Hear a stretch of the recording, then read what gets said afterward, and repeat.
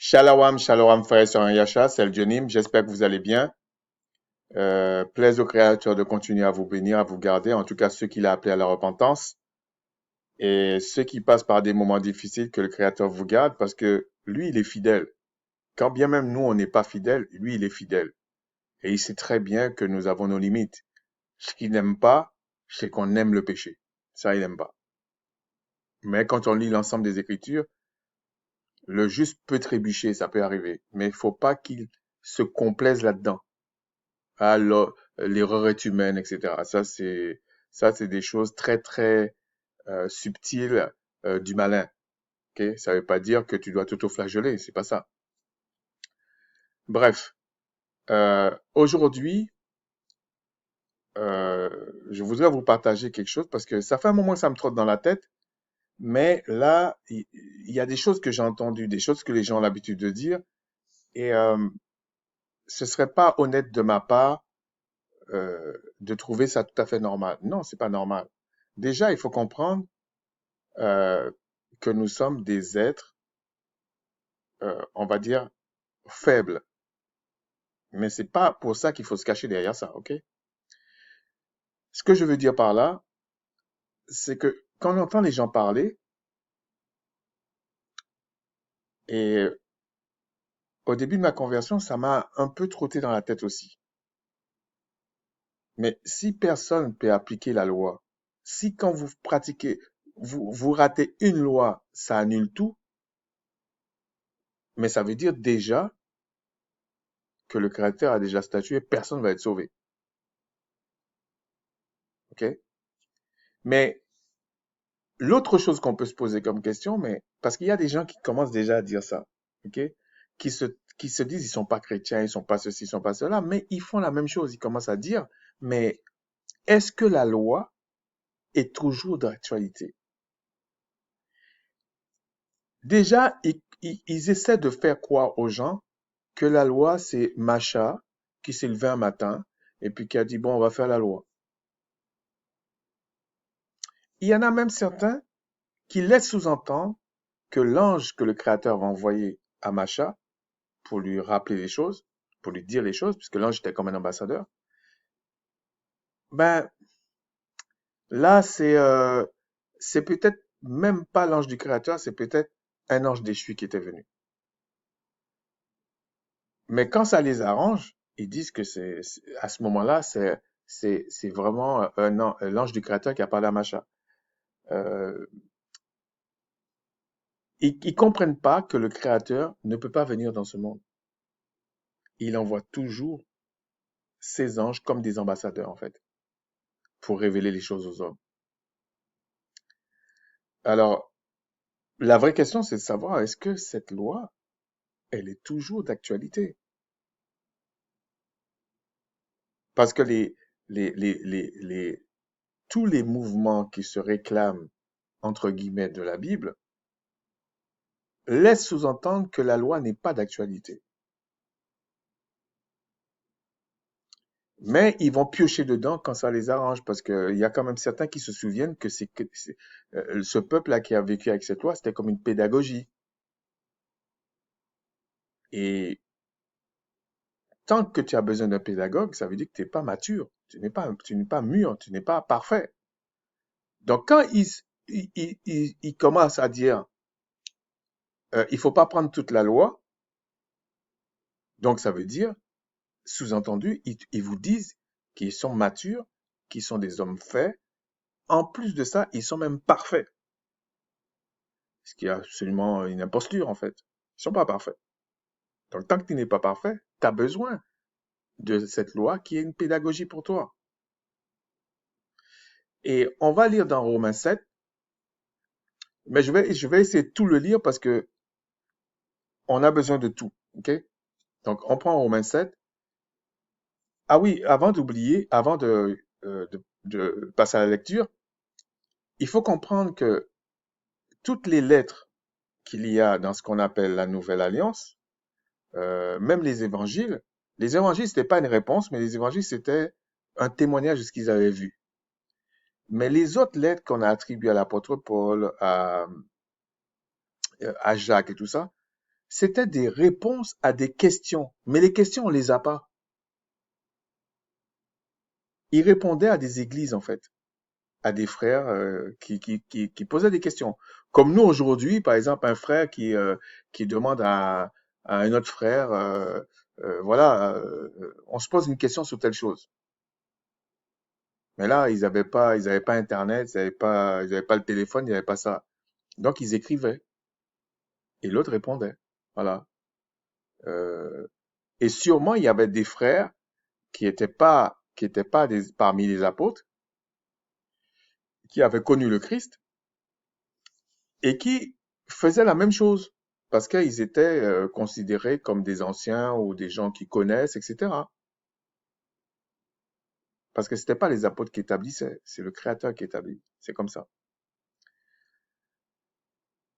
Donc, allons-y maintenant dans Romains 7. Ignorez-vous, frères, ignorez-vous, frères, car je parle à des gens qui connaissent la loi, que la loi exerce son pouvoir sur l'homme aussi longtemps qu'il vit. Euh, il faut bien comprendre quand ce texte est attribué à l'apôtre Paul, il parle à des frères, à des sœurs qui sont en exil. Ils sont à Rome. Ok. Et quand il dit, je parle à des gens qui connaissent la loi, il parle de toute la loi. Il parle pas uniquement de ce qu'on va lire en dessous. Et souvent, les gens ont tendance à associer cette partie-là. C'est comme si quand il parle de la loi, il parle, il faut bien qu'il donne des exemples. Donc, il commence par dire, je sais que vous connaissez la loi. Donc, après, il continue. Ainsi, une femme mariée est liée par la loi à son mari tant qu'il est vivant. Mais si le mari meurt, elle est dégagée de la loi qui la liait à son mari. Souvent, les gens ne voient pas la loi qui la liait à son mari. Mais au début, il dit, tous ceux qui connaissent la loi. C'est-à-dire toute la loi. Et puis, il prend un exemple. Et il dit, si donc, du vivant de son mari, elle devient la femme d'un autre, elle sera appelée adultère. Mais si le mari meurt, elle est affranchie de la loi de sorte qu'elle n'est point adultère en devenant la femme d'un autre. Euh, il y a un petit bémol que je mettrai ici, c'est-à-dire que il parle globalement. Il parle pas dans le cas où le mari a donné une lettre de divorce, etc., etc. Parce qu'il y a des gens, ils lisent la Bible, je sais pas comment ils la lisent. J'arrive pas à comprendre. Et je pense que c'est pas que la Bible, je pense qu'ils font ça dans tous les textes. Et même quand vous leur parlez, ils ont comme des cases et puis ils pensent que c'est quelque chose qu'ils n'ont pas besoin de chercher à comprendre ce que les gens disent ou ce que les gens écrivent, etc. Donc ici, oui, il dit si elle devient la femme d'un autre, elle sera appelée adultère. Dans le cas où elle n'a pas reçu une lettre de divorce, évidemment. Évidemment, il n'y a pas de contradiction. De même, mes frères, si vous avez été vous aussi, vous avez été par le corps de Christ mis à mort en ce qui concerne la loi, pour que vous pour que vous n'apparteniez à un autre, à celui qui est ressuscité des morts, afin que nous portions des fruits pour le Créateur. Euh, Là aussi, il faut faire attention, parce qu'il y a des gens, ils vont associer la mort de Christ, ils vont dire, je comprends pas, pourtant là, on dit il est pas, s'il est marié, il peut pas, etc. Non, non, des fois, il y a plusieurs idées pour expliquer quelque chose, parce que les choses spirituelles, parfois, peuvent être complexes et il faut découper par petits morceaux, un peu comme euh, une problématique très complexe, bah, tu découpes par petits morceaux. Et puis après, tu arrives à comprendre la problématique dans son entièreté, en fait.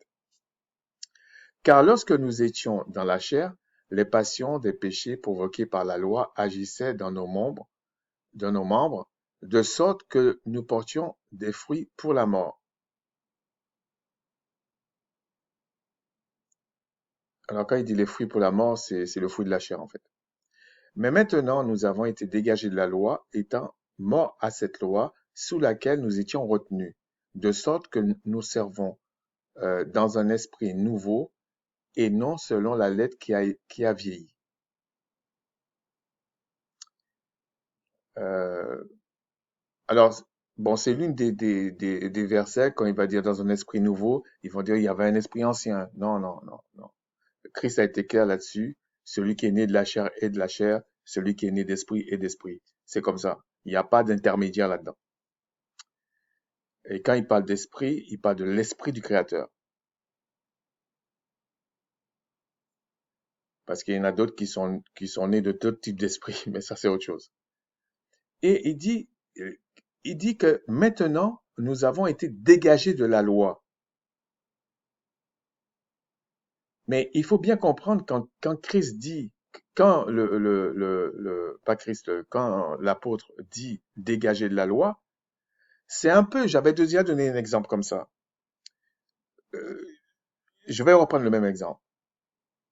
Admettons, il y a une loi euh, ou une règle, comme vous voulez, dans les autobus qui dit, voilà, quand vous montez dans l'autobus, même si vous avez payé un ticket ou un abonnement ou ce que vous voulez, il y a des choses à respecter. C'est-à-dire qu'une femme âgée ou un homme âgé, une femme enceinte, etc., peut-être même quelqu'un qui est blessé ou qui est handicapé, etc., vous laissez la place. Ça, c'est la loi. Et il y a quelqu'un qui monte et qui dit, mais moi, j'ai payé mon abonnement, etc., etc., et moi, je ne veux pas laisser ma place. Et les gens le regardent bizarrement en disant, mais tu sors d'où, en fait? Parce que c'est une question de bon sens, en fait. Et il y en a un autre qui monte et qui savait pas. Donc, on lui dit, mais il y a telle loi. Et lui, c'est pas que ça lui pose un problème, il constate qu'il faisait mal. Parce qu'il se rappelle qu'il y avait les autres fois, ben, il y avait un handicapé, il y avait quelqu'un très âgé, il y avait une femme quasiment à 8 mois et demi, et lui, il est resté assis, la femme changeait de couleur, c'est tout, c'est une leucoderme, et que, bon, lui, il s'en foutait complètement. Il pensait qu'il était dans son droit, parce qu'il était ignorant. Mais au moment où on lui a expliqué ça, il était dans tous ses états parce qu'il sait qu'il a mal fait. Maintenant, on prend quelqu'un qui connaît la loi. Lui, c'est naturel pour lui. Il connaît la loi. Donc il arrive, bon, bah, écoute, il voit la dame arriver, ok, pas de problème, il voit telle chose, ça lui pose pas de problème. Mais la loi n'a aucun effet sur lui. C'est ça, ça veut dire. Cette loi-là n'a aucun effet sur lui parce que il comprend l'esprit de la loi. Pour lui, je dirais, c'est évident. Donc lui, on va dire, maintenant qu'il est né d'esprit, ben, l'apôtre lui dit, mais t'es dégagé de la loi. T'es né d'esprit. T'es censé produire les fruits de l'esprit. Donc pour toi, c'est pas un problème ça. Et les gens ont pensé que quand ils lisent des textes comme ça, dégagés de la loi, ça veut dire qu'on doit s'en foutre complètement de la loi. Mais ils prennent ce qu'ils veulent, hein, parce que euh, quand quand c'est pour élever leurs enfants ou faire des chantages à d'autres personnes, ils se rappellent des parties de la loi, évidemment. Ensuite, il continue, il dit, que dirons-nous donc? La loi est-elle péché? Loin de là. Mais je n'ai connu le péché que par la loi. C'est ce que je vous disais. Quand il est rentré dans l'autobus, la personne, bon, on va essayer d'idéaliser la situation, hein. Il connaissait pas. Donc, il rentre dans l'autobus, et puis après, on lui dit qu'il y a une loi. Donc là, il sait vraiment qu'il péchait. Il faisait mal. Car je n'aurais pas connu la convoitise si la loi n'eût dit tu ne convoiteras point. Et je vous signale que la convoitise est toujours d'actualité. Donc, quand la personne vous dit que la loi, oh, c'est la loi de Moïse, déjà, c'est pas la loi de Moïse. Même si on fait des raccourcis, même si ça a été traduit comme ça, je vous dis, c'est pas la loi de Moïse. C'est que le Créateur a fait une alliance avec un peuple et il a élevé Macha pour que Macha, pour que Macha puisse conduire le peuple. Et Macha était présenté, d'ailleurs Macha était un prophète du Créateur. Et un prophète même particulier, puisque par rapport à Aaron, son frère, il a dit, je vais t'élever comme une puissance. Ensuite, il dit, et le péché, saisissant l'occasion, produisit en moi, par le commandement, toutes sortes de convoitises, car sans loi, le péché est mort. Ben oui, c'est évident. S'il n'y a pas de loi du tout, il n'y a pas de péché. Ça n'existe pas. Ça ne veut pas dire, essayez de comprendre ce que je veux dire, ça ne veut pas dire que le péché n'est pas là. Mais il n'y a personne qui vous a dit que ça, c'est péché. Donc pour vous, ça n'existe pas. Mais ça ne veut pas dire que vous ne subissez pas les conséquences de vos actes. Si le Créateur n'avait pas révélé du tout la loi aux hommes, ils allaient quand même prendre des coups. Hein. C'est comme ça. C'est-à-dire que si le Créateur ne disait pas, tu sais, tu dois pas manger ça parce que ça va te faire mal et tout, ben, ils subissaient le problème quand même. Le fait que l'apôtre dit car sans loi le péché est mort, il parle dans un contexte particulier. C'est comme si quelqu'un vous met un poison dans un verre, puis vous allez le boire parce qu'il vous a pas dit qu'il y a le poison. Vous allez mourir. C'est comme ça. Voilà. Pour moi, étant autrefois sans loi, je vivais. Mais quand le commandement vint, le péché reprit vie et moi je mourus. C'est assez euh, étonnant que, puisque le texte a été attribué à l'apôtre Paul, qui était un pharisien, donc il connaissait très bien la loi, il dit, je vivais autrefois sans loi. Parce que comme c'était mélangé au coutume, tout ça, d'ailleurs il le dit à un moment donné, il regarde tout ça comme de la boue. Mais c'est pas que la loi est de la boue, parce qu'il le dit. C'est pas pour ça. C'est parce que dans la loi, si vous mélangez un poison dedans, ça vaut rien. Et c'était ça le problème d'Israël à ce moment-là. Il dit ainsi, le commandement qui est conduit à la vie se trouva pour moi conduire à la mort. Voilà, vous voyez. Ainsi, le commandement qui conduit à la vie se trouva pour moi conduire à la mort, parce que c'était mélangé à de la boue justement, à des choses inadmissibles. Car le péché saisissant l'occasion me séduisit par le commandement et par lui me fit mourir. Alors les gens vont dire, mais comment ça se fait qu'il peut affirmer ça? Pourtant, il n'était pas mort. Mais il parle de son âme. Il parle de son âme. Faut pas oublier que le premier Adam avait une âme vivante. C'était pas un esprit vivifiant. C'est une âme qu'il avait. Bon. La loi est donc sainte, là il conclut. Et le commandement est saint, juste et bon. Donc il remet pas en cause la loi. Il explique le rapport entre un individu, et notamment un humain, et la loi du Créateur. C'est tout ce qu'il explique. Ensuite, il dit, ce qui est bon a-t-il été pour moi une cause de mort? Loin de là. Mais c'est le péché, afin qu'il se manifestât comme péché en me donnant la mort par ce qui est bon, et que, par le commandement, il devient condamnable au plus haut point. Pourquoi? Qu'est-ce qu'il dit là? Il dit, en gros, je résume, la loi, elle est bonne, elle est sainte. Mais comme je ne suis pas capable de l'appliquer, ben ça a produit la mort en moi. Parce que ça m'a fait comprendre que si je fais telle chose, je vais mourir. Mais on va voir. Nous savons en effet que la loi est spirituelle, mais je suis charnel, vendu au péché. Il vous dit, je suis charnel.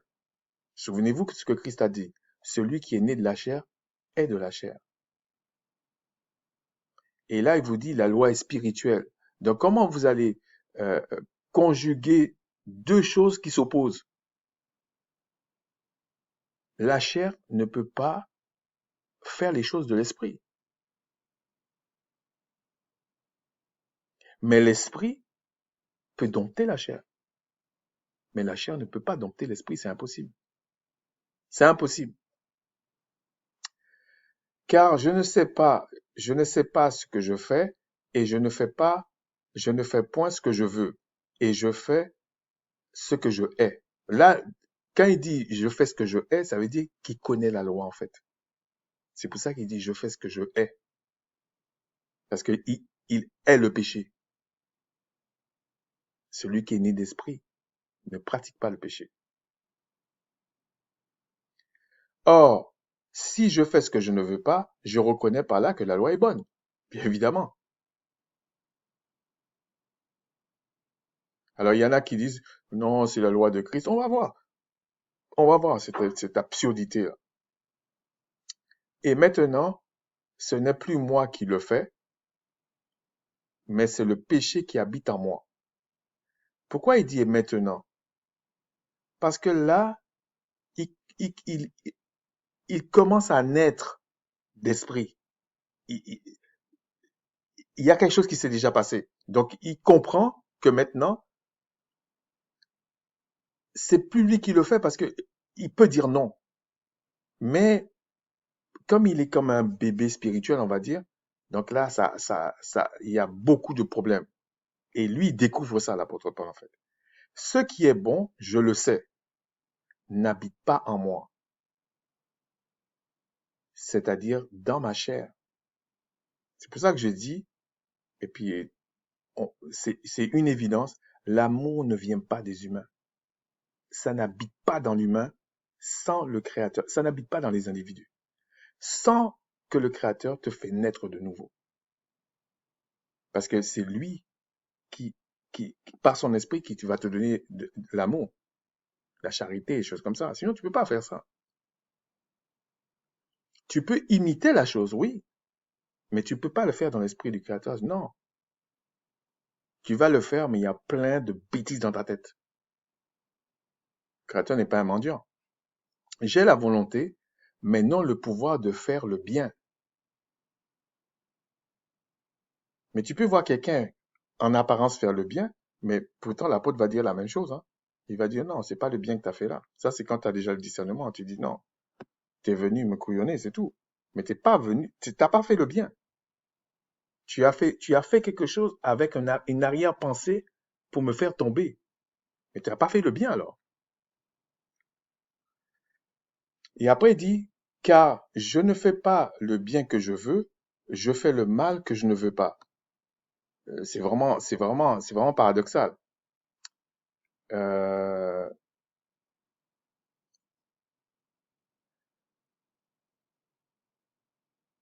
Après, il dit, je trouve donc en moi cette loi. Quand je veux faire le bien, le mal est attaché à moi. Ben ouais, parce qu'il n'est pas encore parfait, donc il se rend compte qu'il y a un problème. Il se rend compte qu'il y a un problème. Parce que tu peux pas faire le bien sans que ce soit l'esprit du Créateur qui te vient en aide. Tu peux pas. Tu- Sachant que au départ, tu es né de la chair. Oui, t'as une âme, c'est vrai, mais des gens vous disent que ton âme est morte. Alors, il y a des gens qui disent, ouais, mais pourquoi tu dis ton âme est morte? Parce que moi, je parle, je danse, je cours. Ouais, mais ça, c'est toujours la chair. C'est toujours la chair. C'est simplement parce que le temps n'est pas venu, mais sinon, t'es mort, en fait. Mais je vois car je prends plaisir à la loi du Tout-Puissant selon l'homme intérieur. Mais je vois dans mes membres une autre loi. Ben ouais, une loi qui s'oppose, donc c'est une autre loi. Si vous voulez, c'est l'autre partie. Si vous voulez, c'est comme si on vous dit, euh, ben il faut laisser les personnes âgées, il faut faire ça, ça, et puis vous dites, ah non, j'ai payé mon ticket, non, je veux pas. Vous découvrez qu'il y a quelque chose qui va pas. Ou même si vous laissez, même, on va aller à l'absurde, même si vous laissez, mais vous le faites pas avec joie. C'est comme si vous l'avez pas fait. C'est la même chose en fait. qui lutte, mais je vois dans mes membres une autre loi qui lutte contre la loi de mon entendement et qui me rend captif de la loi du péché qui est dans mes membres. Misérable que je suis, qui me délivrera du corps de cette mort?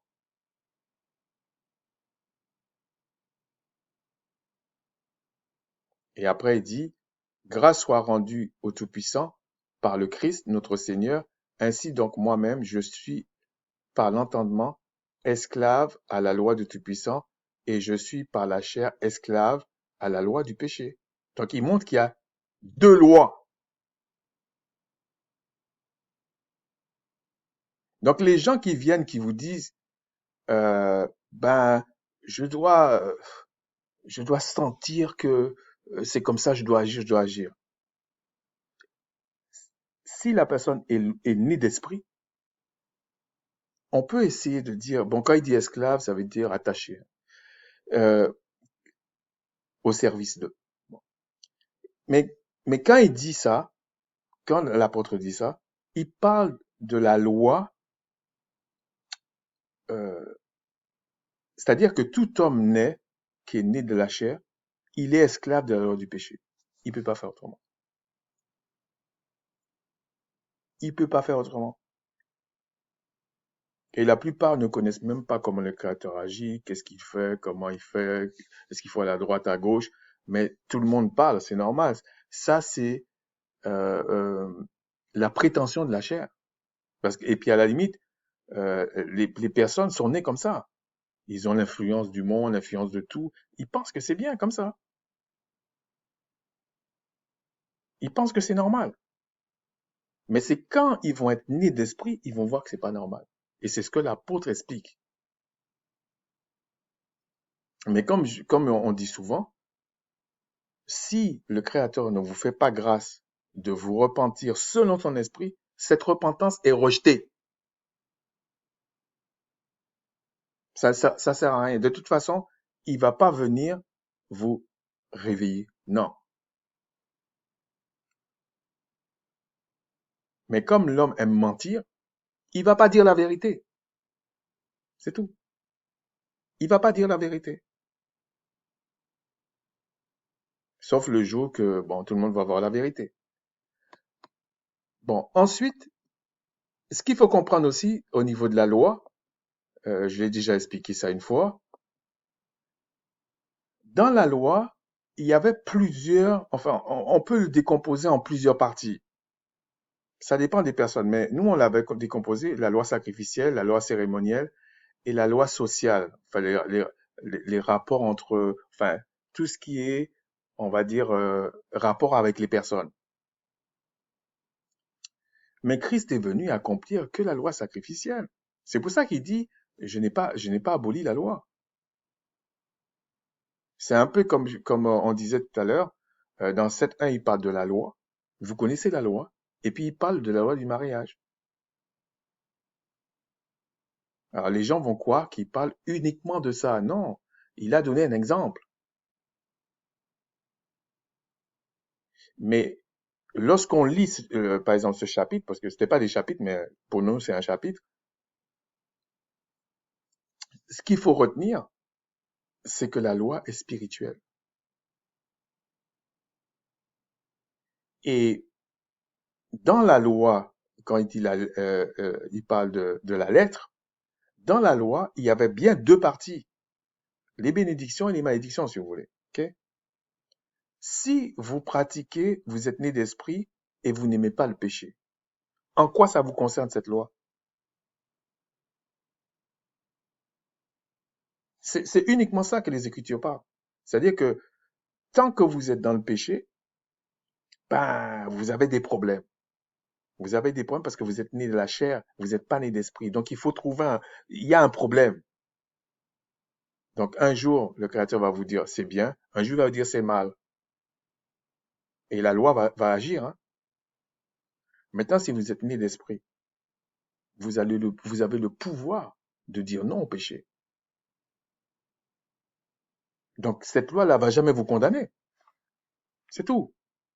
Faut pas chercher très compliqué. C'est pour ça que le Créateur dit à un moment donné, mais la loi, il est pas au ciel, il est près de vous en fait. mais vous n'êtes pas capable de l'appliquer parce que c'est l'esprit du Créateur seul qui triomphe de tout ça. Les êtres qui adorent le Créateur, non, non, non, ne peuvent pas lui plaire sans l'esprit tabernaclé en lui. C'est pas possible, c'est impossible. Et sans que eux, ils demeurent dedans. Donc, si l'esprit tabernacle pas en toi, tu peux pas non plus demeurer en le Créateur. Et le Créateur va jamais te laisser faire les œuvres de son esprit en toi. C'est pas un mendiant. C'est comme ça.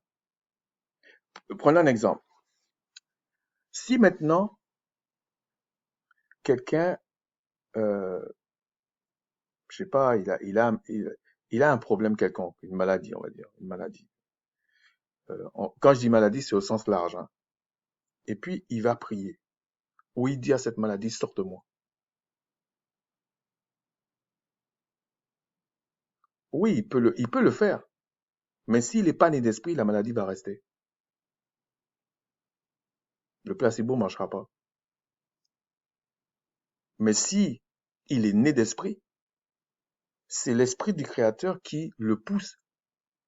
Quand il va dire, le Créateur va dire, l'esprit va automatiquement exécuter ça. Et la maladie va partir. C'est comme ça. Ceux qui ne savent pas ignorer si vous voulez. Ceux qui savent, vous savez tant mieux. Il y a aussi un autre aspect, je voulais vous dire quelque chose, mais ça m'est sorti de l'esprit. Il y a un autre aspect, c'est que dans, dans les choses spirituelles, si vous voulez, ouais, ça m'est revenu. Si vous voulez, déjà, quand on parle de l'esprit, que ce soit le bien ou le mal, ce sont des choses spirituelles. La terre ne connaît pas ça. Si l'ange ne vient pas te dire, voilà, ça c'est bien, ça c'est mal, tu sais pas ce qui est bien, ce qui est mal. C'est pour ça que le Créateur dit, je mets le mal et le bien devant toi, choisis le bien afin que tu vives. C'est lui qui met ça. Donc lui, il est spirituel. Il est l'esprit même. Donc le mal ne vient pas de la chair, non. Même si la chair aime ça. Et en plus, il faut faire attention entre un esprit, on va dire entre guillemets mal, un esprit bien et un esprit de rébellion. C'est pas la même chose. Ce n'est pas la même chose. Je vais vous donner un exemple. Quand le Créateur a envoyé l'ange, qui est dit l'ange de la mort, c'est pas la même chose qu'Apocalypse, hein, mais l'ange qui est venu pour frapper les premiers-nés d'Égypte. C'était pas un ange rebelle qui était là. Parce que l'ange rebelle s'oppose au Créateur. Il s'oppose à son œuvre qu'il a dit qui était parfaite. C'est pour ça que le Créateur va les détruire.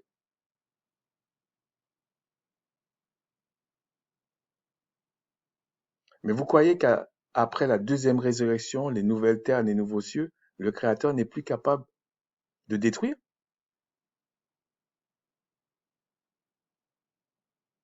Il ne faut pas être fou, hein. Il est toujours capable de détruire.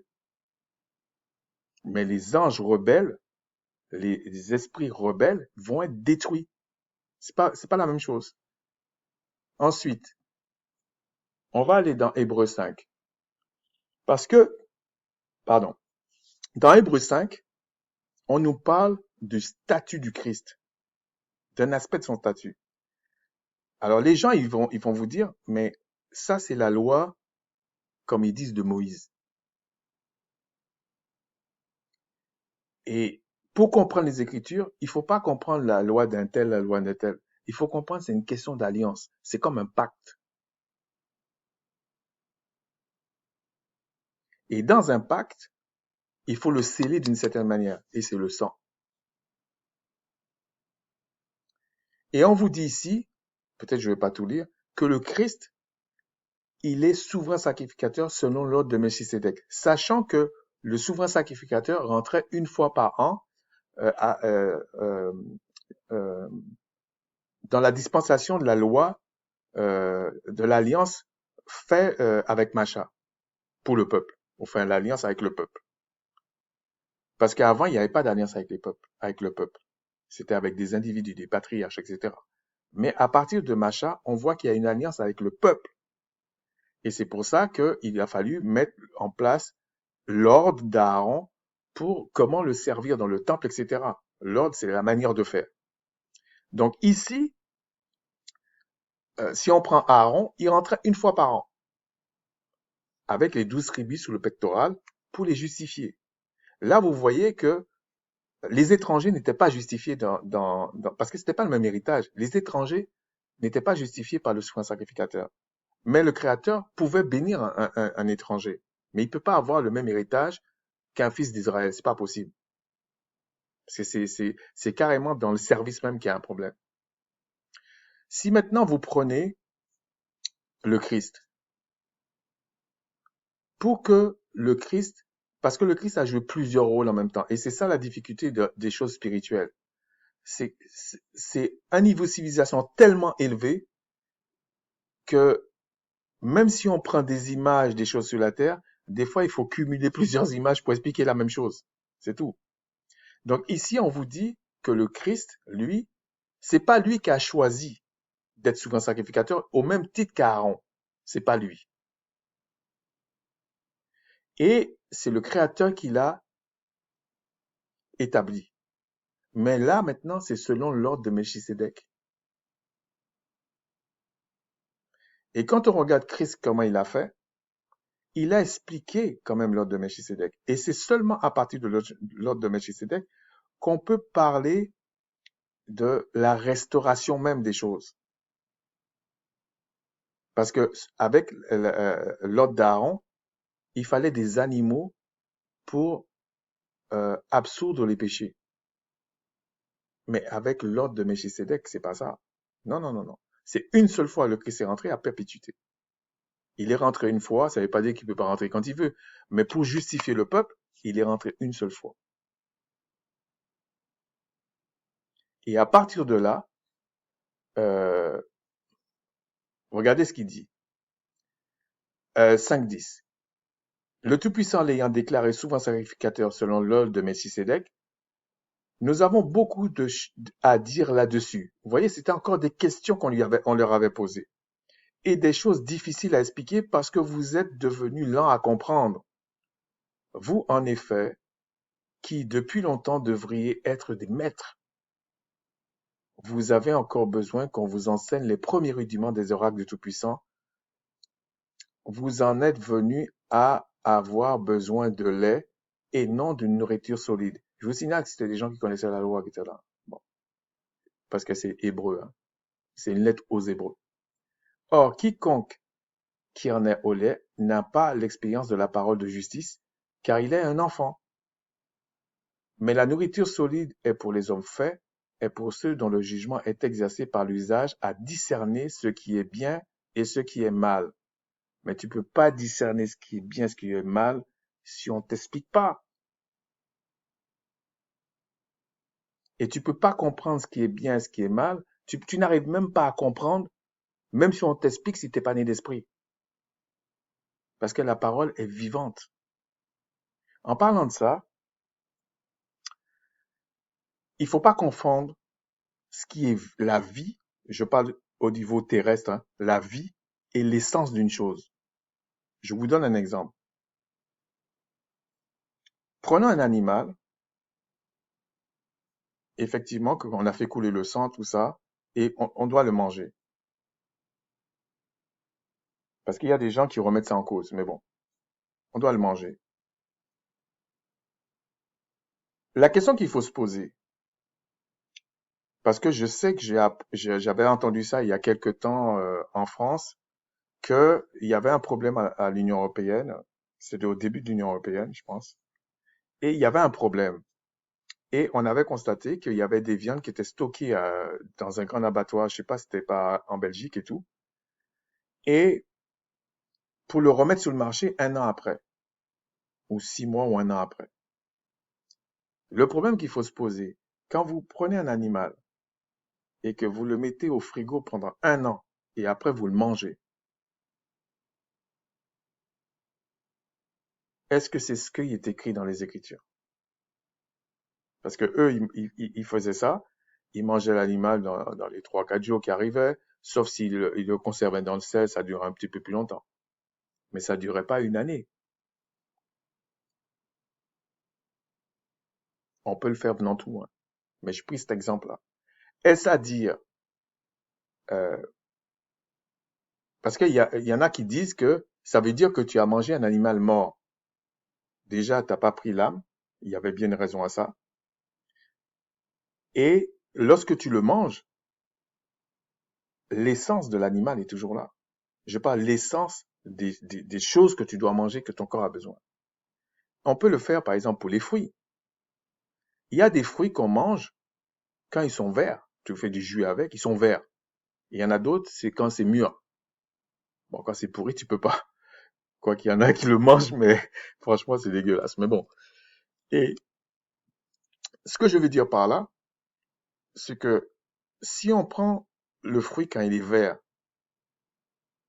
ça produit quelque chose. Quand il est mûr, ça produit quelque chose. Mais quand il est mûr et que tu l'arraches, c'est comme si tu le tuais. Il y a un laps de temps, sinon ça va pourrir. Il y a un laps de temps.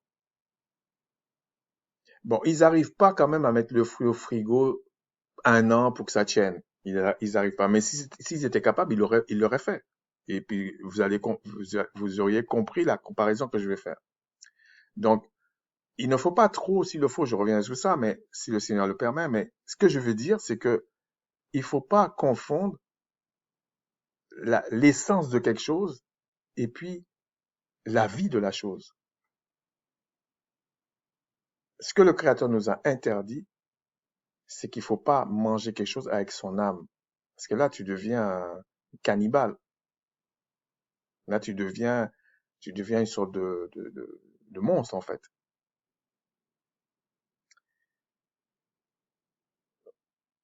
Prenons encore l'exemple.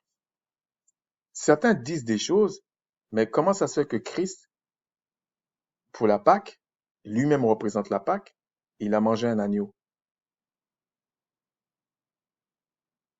Et regardez bien, pour la Pâque, on vous fait comprendre que c'était le 10e jour, on choisissait l'animal, et le 14e jour, on le mangeait tout de suite. Bien sûr, selon les règles du Créateur, mais on le mangeait tout de suite. Donc, oui, c'est pas la même chose si tu mangeais cet agneau-là, on va dire 1 an après, dans le frigo. Ça poserait un problème. Mais si vous prenez ça, même dans les légumes, les fruits et tout ça, vous allez vite voir que on est un petit peu dans des problèmes. Et je vous parle même pas d'histoire de bio, parce qu'il y a des vrais bio, des faux vrais bio, des vrais faux bio. Je comprends rien du tout, je vous assure. Et il y a des labels partout. Et comment j'ai su ça? C'est parce que dans le marketing, on vous explique ça, ok? C'est une catastrophe. C'est-à-dire que si vous n'êtes pas, euh, le Tout-Puissant ne vous met pas à cœur, ne vous conduit pas, vous allez même pas savoir c'est quoi ce foutoir qu'il y a là.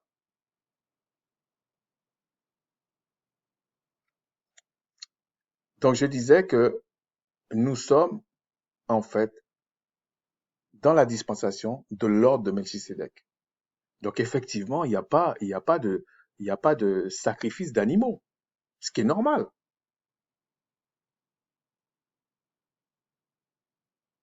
Mais c'est pas parce que vous mangez un animal, euh, par exemple un poisson c'est un animal, vous pouvez me dire ce que vous voulez. Un poisson c'est un animal. Il est où le sang là-dedans? Quoique il y a un peu de sang.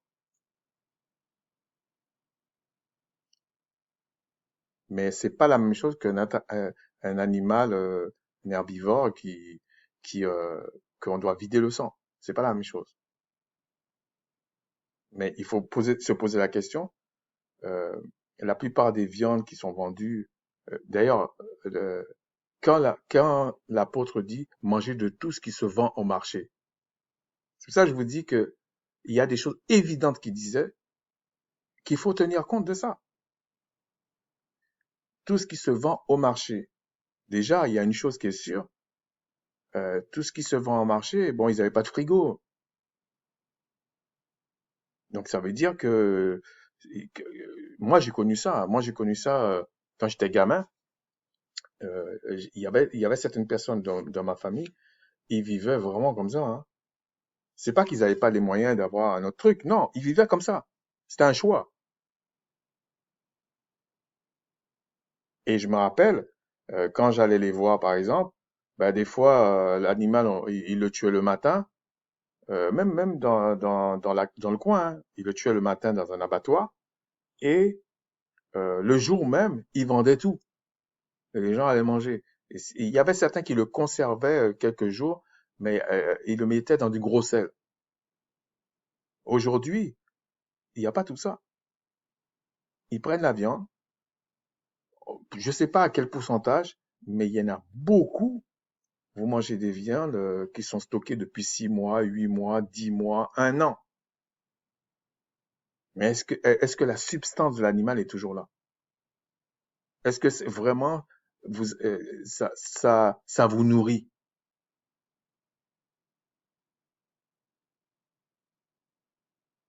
Bon, maintenant on va prendre les fruits. Pour vous vendre un fruit mûr, qu'est-ce qu'ils font? Ils prennent le fruit vert,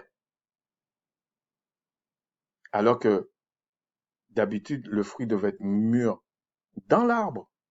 Là maintenant c'est direct, ils le coupent vert parce que avec le voyage, il faut que ça arrive dans vos plats, on va dire mûr. Mais est-ce que c'est la même chose? Il y en a même qui font des cultures, il n'y a pas de terre, et ils mettent des lampes pour tromper, on va dire, la semence. Mais est-ce que c'est la même chose?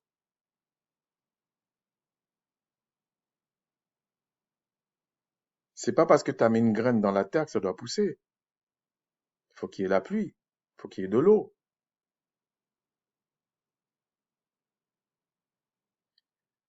Ensuite, Christ dit dans Matthieu 5, 19, celui, regardez ce qu'il dit, 18, car je vous le dis en vérité, tant que le ciel et la terre euh, tant que le ciel et la terre ne passeront point, il ne disparaîtra pas de la loi un seul iota, ni un seul trait de l'être, jusqu'à ce que tout soit arrivé.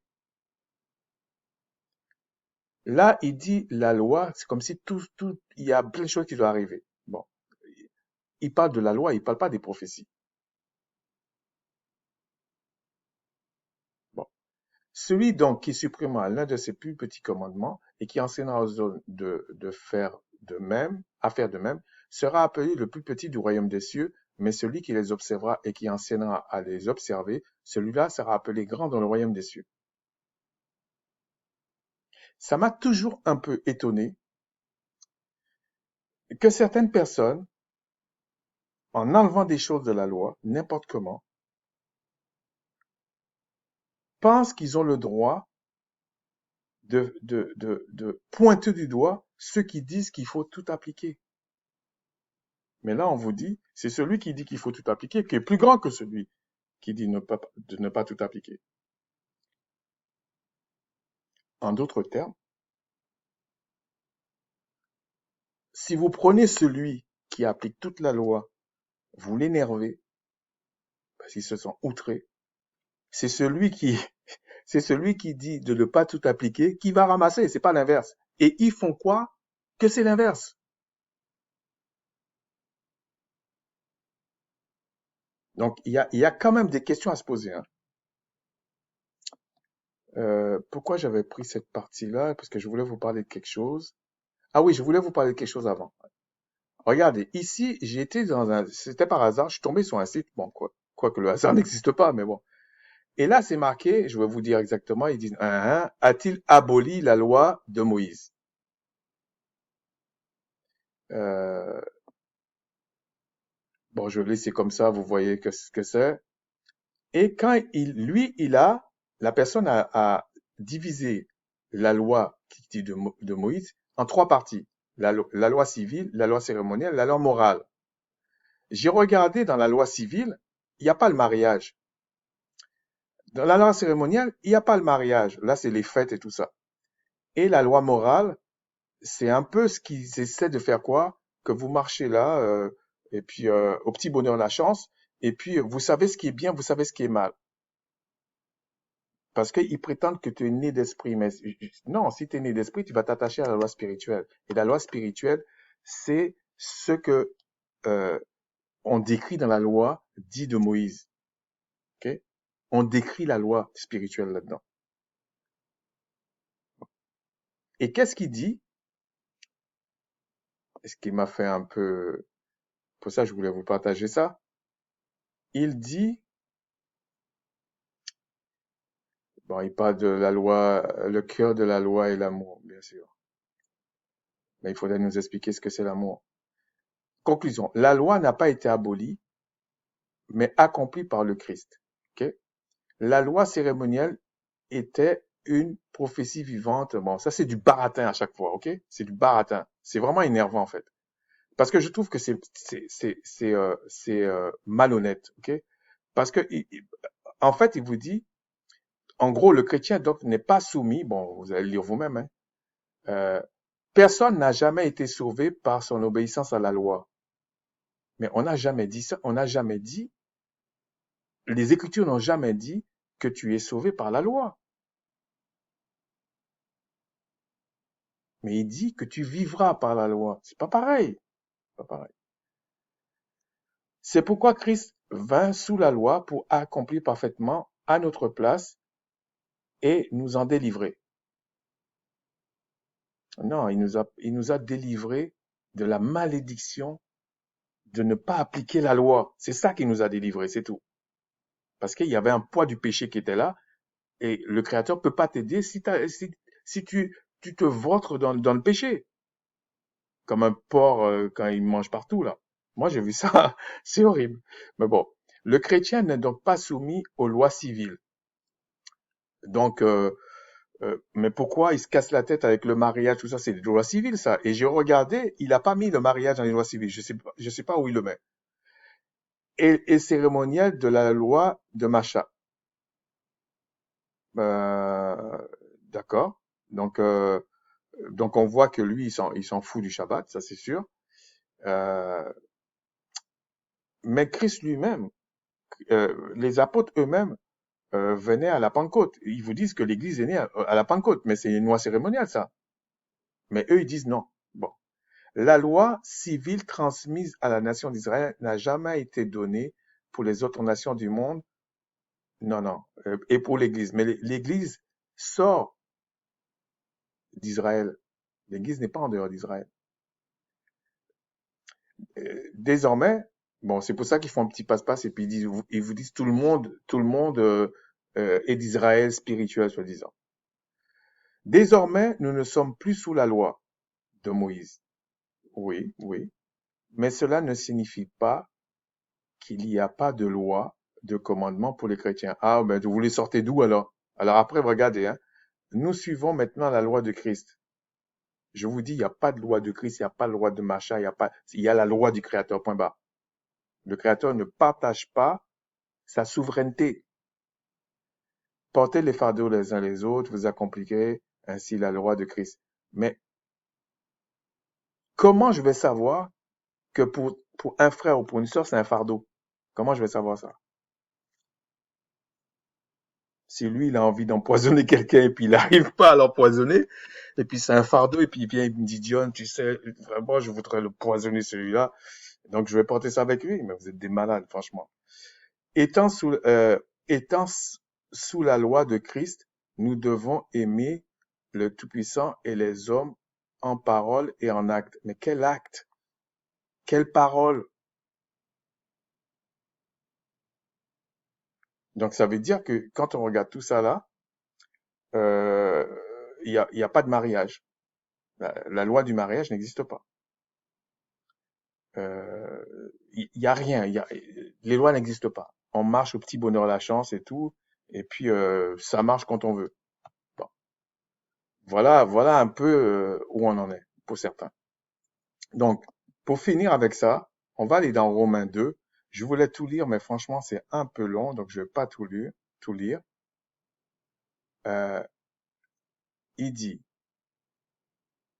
ô homme, Romains 2, qui que tu sois, toi qui juges, mais je vous dis, c'est toi qui condamnes, tu n'es donc inexcusable, car en condamnant les autres, tu te condamnes toi-même,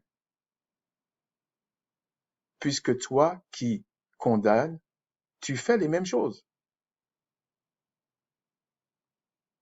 Nous savons en effet que le jugement du Tout-Puissant est contre ceux qui commettent de telles choses, euh, est selon la vérité. Et penses-tu aux hommes qui condamnent ceux qui commettent de telles choses et qui les fait, tu n'échapperas pas au jugement du Tout-Puissant, etc., etc. Mais après, il dit, c'est ça qui m'intéresse pour finir, à partir du verset 12. Tous ceux qui ont péché sans la loi, périront aussi sans la loi. Et tous ceux qui ont péché avec la loi seront jugés par la loi. Je vous signale que ce sera la même chose, hein. Il y a plus de chances que celui qui ne connaît pas la loi va mourir. C'est comme ça. Ce ne sont pas, en effet, ceux qui écoutent la loi qui sont justes devant le Tout-Puissant, mais ceux qui la mettent en pratique qui seront justifiés. Mais vous voyez, j'ai lu un truc d'un chrétien là, mais qu'est-ce qu'il en fait de cette parole-là? Quand je vous dis que la loi vous il, il vous, il vous permet de vivre. C'est comme si celui qui est né d'esprit, celui qui est réconcilié avec le Créateur, il est obligé de tenir compte de ce qui est bon, ce qui est mauvais.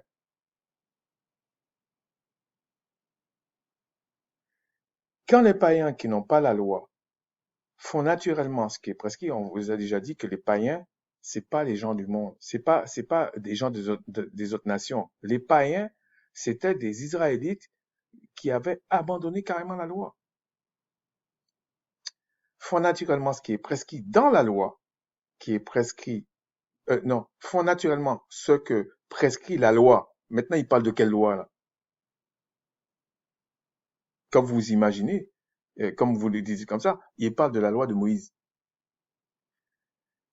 Ils sont, eux, qui n'ont pas la loi, une loi pour eux-mêmes. Ils montrent que l'œuvre de la loi est écrite dans leur cœur, leur conscience en rendant témoignage et leur pensée s'accusant ou se défendant tour à tour. En fait, beaucoup de chrétiens prennent ce passage pour dire, ah, comme la loi est écrite dans leur cœur, ça veut dire que c'est au petit bonheur la chance, en gros. Non, c'est pas ce qu'il dit. Il dit, il y a des païens, et c'est normal, il y a des païens qui font certaines choses parce que ils ont une conscience. Ils sont pas nés d'esprit. Ils ont une conscience. C'est-à-dire que toi qui dis que tu es né d'esprit, tu n'es pas foutu d'être aussi bon que quelqu'un qui a simplement une conscience. T'es mal barré, c'est tout, c'est ce que ça veut dire. L'apôtre parlait comme nous on parlerait aujourd'hui en fait. On lui a posé certaines questions, il répond. Et il dit bien, euh, pour passer à ici, parce que je voulais vous lire autre chose. Oui. Quand vous allez dans Jacques 4, voilà ce qu'il est dit. 4.3. Vous demandez et vous ne recevez pas, parce que vous demandez mal dans le but de satisfaire vos passions. Mais qu'est-ce que c'est vos passions dans ce sens-là? Parce qu'on parle que, que le zèle pour la maison du Créateur, c'est aussi une passion. Mais quand il parle de passion ici, c'est pour ça que je vous dis le mot, ça suffit pas, hein.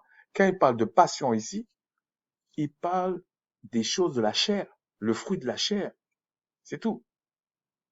Adultère que vous êtes, vous ne savez pas que l'amour du monde est inimitié contre le Tout-Puissant. C'est donc celui qui veut être ami du monde se rend ennemi du Tout-Puissant. Quand il parle du monde ici, il parle des, des déviances, des dépravations du monde. Il parle pas de par exemple, s'il y a une loi dans un pays qui dit euh, tu dois t'arrêter au stop. Oui, c'est loi du monde, mais c'est pour le bien de tout le monde, voilà, c'est comme ça. Croyez-vous que l'Écriture parle en vain?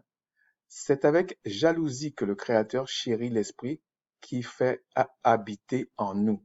Là, il parle de ceux qui sont nés d'Esprit. L'Esprit habité en nous. Il accorde au contraire une grâce plus excellente. C'est pourquoi l'Écriture dit, le Tout-Puissant résiste aux orgueilleux, mais il fait grâce aux humbles. Soumettez-vous donc au Tout-Puissant. Moi, je vous dis, tu ne peux pas te soumettre sans le Tout-Puissant. Résistez au diable. Tu ne peux pas le faire sans lui. Et il fuira loin de vous. Comment tu vas te soumettre au Tout-Puissant si tu es mort spirituellement? Comment tu vas faire ça? Après, il dit, approchez-vous du Tout-Puissant, il s'approchera de vous. Ça montre déjà, vous ne pouvez pas aller devant le Tout-Puissant, devant son trône réellement, le voir à 100%. Vous allez mourir.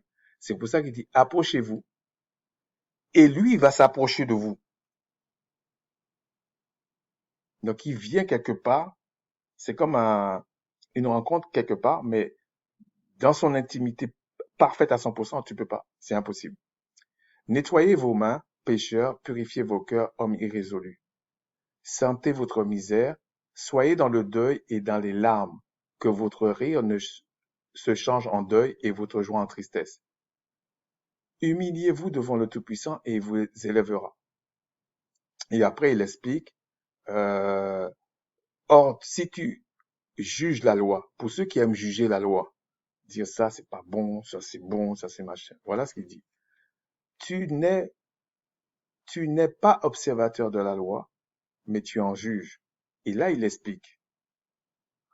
Un seul est législateur et juge. Un seul. Il aime sa souveraineté, le Tout-Puissant. C'est comme ça. C'est celui qui peut sauver et perdre, mais toi, qui es-tu qui juge le prochain, qui condamne le prochain? Et là, il parle de ton frère, peut-être qu'il a certaines difficultés à comprendre certaines choses. Ça c'est pas un problème. Et après, il explique, il vous montre bien qu'un seul est législateur, puisque, alors on va dire, ouais, mais c'est le Christ. Non, non, non, non, non. Un seul est législateur et juge, et il explique, si tu vas à tel endroit faire telle chose, tu diras si le Tout-Puissant le permet. Donc, il vous montre que le seul qui est législateur et juge, c'est le Tout-Puissant. C'est pas le Christ.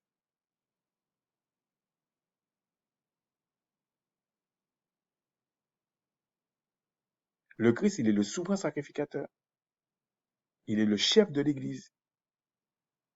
Mais il n'est pas celui qui a créé la loi. Sur ce, je vais m'arrêter là. Plaise au Créateur de vous bénir. Plaise au Créateur de nous aider à chaque fois qui nous guide dans la connaissance, dans la vérité, mais surtout dans la pratique de la connaissance, parce que ça sert à rien, la connaissance pour la connaissance, ça sert à rien. Et d'ailleurs, quand il avait dit mon peuple meurt faute de connaissance, c'est dans la pratique de la connaissance, c'est pas uniquement euh, dans les citations. Ça sert à rien si tu cites des choses et puis tu l'appliques pas dans ta vie, ça sert à rien en fait. Alors, plaise au Créateur de nous bénir. Euh, S'il s'est élevé, que la gloire lui revienne et qu'il nous permette de pratiquer les choses et dans, dans, de jouir des fruits de cette connaissance-là. Et puis, il faut pas oublier que on peut pas tout mélanger. Le mot ne suffit pas. Sur ce, shalawam.